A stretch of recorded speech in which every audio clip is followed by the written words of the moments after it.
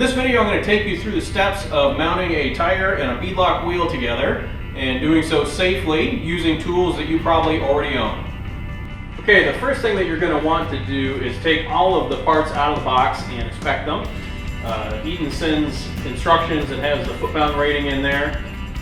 The beadlock ring, you're going to want to look at this and make sure that it's not bent or damaged. Also, often there are sharp burrs on here. You're going to want to remove those if you find any. The wheel itself, same thing. You're going to want to look over the wheel, make sure that there are no sharp edges on it anywhere. If you find anything, you're going to want to clean it off. These also typically have silicone applied on the side where you're going to be bolting the beadlock ring on. Make sure the silicone is in good condition there. There's no obvious tears in it. Beadlock wheels often lose air pressure as the tire and wheel sits, and this is one of the areas that it loses it through. The other thing you're going to find is all of the bolts and washers that you'll be using to bolt the beadlock ring onto the wheel. Put something down on the ground to protect the wheel as you're going to be working on it, and you might damage the backside of the wheel. We use the boxes that the other wheels came in. Go ahead and set the wheel down and get ready to put the Schrader valve into the wheel. You have a couple of choices in valve stems.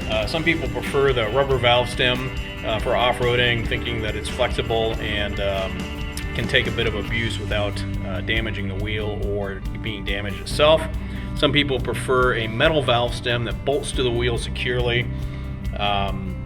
Honestly, we prefer wheels that locate the valve stem so far inboard that it doesn't matter which one you have.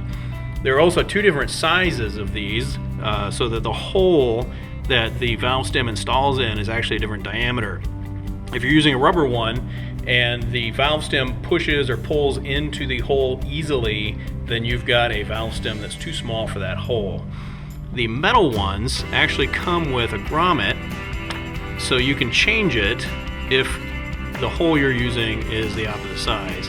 It comes with a smaller grommet installed, and we've cut this one so we can remove it more easily here for this video.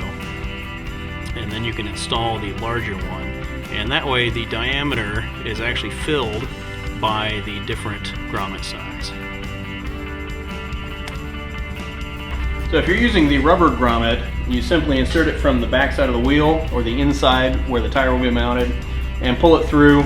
There are special tools which grip onto this and pull it straight in.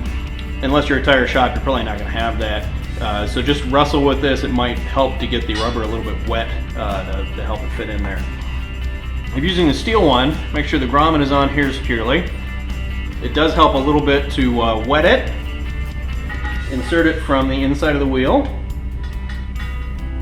And make sure that it's in here square so that the rubber is not getting pinched anywhere. Insert the ring over the top and the nut, and then use a socket or a wrench to get it tightened. Now you're not tightening a head bolt here, so you don't need to over torque it. Typically what I do is I tighten it until the back starts spinning under the force of the wrench. Alright, so the next step is rolling the tire in and installing it over the wheel. This is the most challenging part because it's a pretty tight fit, and you need to get the back bead of the wheel over the front of the wheel. So one tip for doing this is I take a little bit of water in my hand and put it over the bead, and that will help the tire slip over, but I'm not putting so much water in there that I'm going to get some water trapped inside the tire when I'm done. The next thing I'm going to do is make use of the Jeep and the high lift jack.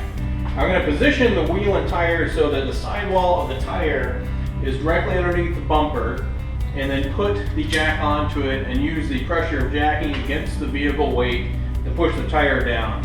It actually doesn't take too much weight in order to do this, but you do want to work carefully. Of course, you're using a high lift jack on an unstable surface, so you just want to keep safety first while you're doing this. Now the next trick is that I'm going to stand on this side of the tire in order to keep it from pulling up off of the bead as I'm using the jack to push it down over the other side.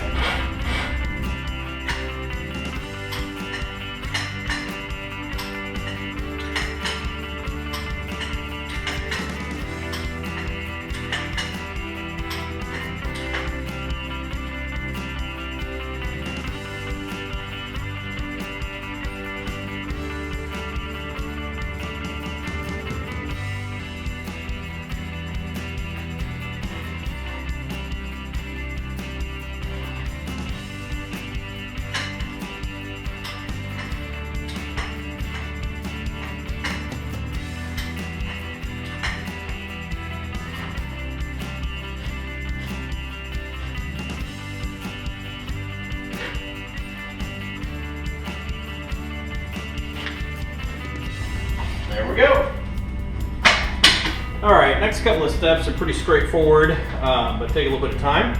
So first thing we want to do is center the tire onto the bead here. By design, the bead on the tire is a little bit larger than the wheel.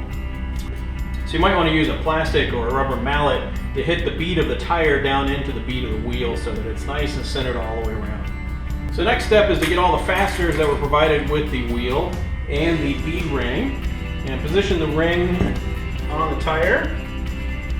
What I like to do is get one bolt started on one side and then the opposite side, and then at the 3 o'clock and 9 o'clock position. That allows me to center the ring up and then go ahead and start putting the rest of the bolts in. I start every bolt by hand to make sure that it's starting correctly, straight, and true.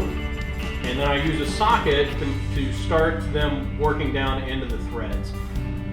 Now, most beadlock wheels that are steel are going to be painted or powder coated, and that means that the threads are going to not be 100% clean for these bolts. You could take a tap and die set and go through and clean all the paint or powder coat out of here. Honestly, that's a huge amount of time, and I prefer to do it with a wrench. Personally, I think that the wheel manufacturers are saving themselves some legal liability and also playing a joke on us, telling us to do all these bolts by hand on every one of these wheels. You can spend all day doing five wheels, doing all these by hand, or you can use an air ratchet to snug them down to the point where it starts compressing the tire into the bead. And that's my preference because this goes a lot faster.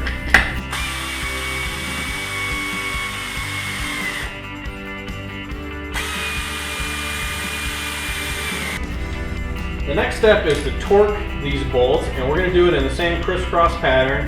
And this is very critical because this is when it pulls the ring down and it completely grabs the bead of the tire inside the bead of the wheel, and you want to do this evenly and accurately. So we're using a high quality torque wrench. We've set it down to the 10 to 15 foot-pounds that the Eaton wheel manufacturer recommended, and we're going to start doing this. The other thing that I have found is that after I go through and do the entire torque sequence, I go through and do it again. Because the beadlock ring is pulling the tire down, and it releases the tension on the bolts that you did at the beginning of the sequence. The final step is getting the back side of the wheel and the tire bead seated. So what we're going to do is wet this down, put a little bit of water on there, again not so much that we get a lot of water trapped inside the wheel here, and then force the tire over this and then use air pressure to fully seat it onto the bead. One of the tricks that I use for this is a bucket that fits inside of the wheel. So this allows me to push the tire down over the wheel, keeping the wheel up off of the floor. And we're going to start putting air in here using an air compressor, and we may have to wiggle the wheel around, or the tire around rather, to get it to go over the bead on the wheel.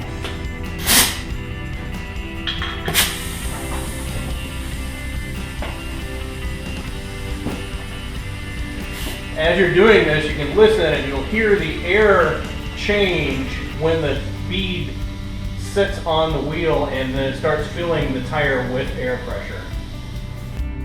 You can see here that the tire is not completely seated onto the wheel yet in this one section. It is around here and it's not around here.